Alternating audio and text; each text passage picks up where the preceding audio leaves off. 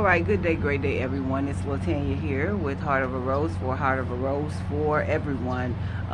It is a beautiful day outside. I think yesterday, I was talking about how, we get started with our day and we forget to remember God and we forget to reverence Him. And as long as we're running for Him and remembering Him, zakar Him, calling on Him, seeking Him before we start anything, He shall make sure that we don't ever run empty. We're coming today in reference to our daily bread, because we understand that man cannot live by bread alone, cannot live by just eating regular food, that we have to have sustenance for our spirit, because that is what ultimately completely sustains us. So today's word is actually coming from Luke 6:40, and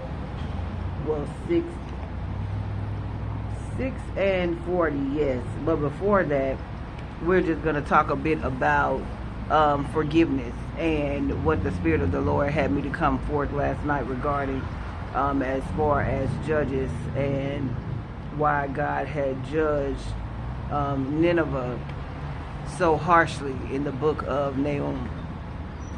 But it says here in Luke 6:37, do not judge, and you will not be judged. Judge not, lest ye be judged, is how that is. And do not condemn, and you will not be condemned. So again, do unto others as you would have them to do unto you. Remember last night, he also said that, if you are living by the sword, then that is what you shall also perish by.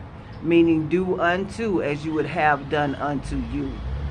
In any situation, in any circumstance. If you don't want someone talking about you, backbiting you, then you should not talk about someone else and backbite them. Do unto others as you would have them to do unto you. It goes on to talk about forgiveness, and we studied this back on the 23rd of August last year, talking about forgiveness and how forgiveness was very, very imperative. And that's just reflecting that, that's pretty much in alignment, 2023. That, forgiveness is something that's detrimental. It's something that is fruitful. It's one of the fruit of the Spirit, to actually forgiveness, to walk in forgiveness. I understand that sometimes, we get so caught up in the different things that have transpired, that has hurt us so much that we don't feel like there is an actual space for us to actually forgive from, but that is a place where we can forgive from, to be healed in that space. Because as long as we're holding on to and harboring all of the things that bring us anger, that bring us frustration, that causes us, vexedness in our spirit, in our being, we don't have the capacity to actually grow out of that space. We don't have the capacity to live out of that space, because we're in a posture of not forgiving, because of whatever hurt it was that created the unforgiveness that we have been seemingly walking in, or that you have been seemingly walking in. But forgiveness is one of the fruit of the Spirit that we should actually walk in, so that we can be forgiven. Because I'm sure that each of you have been in a place where you've spoken something that you should not have spoken, where someone trusted you with confidence to tell you something that was going on in their life, to confide in you, and you might have spoken what it was that they asked you to keep secret to someone who was not privy to the conversation.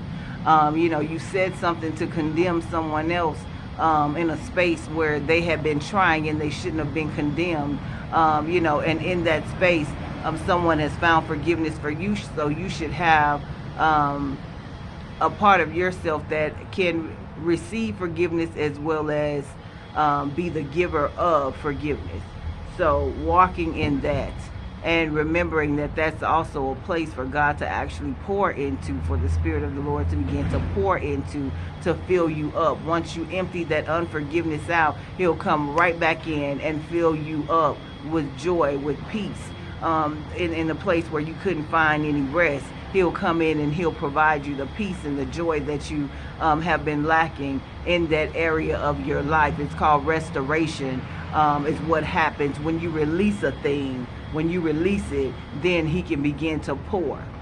Because now you've made more room within yourself. And that is one of the things that fasting is really all about.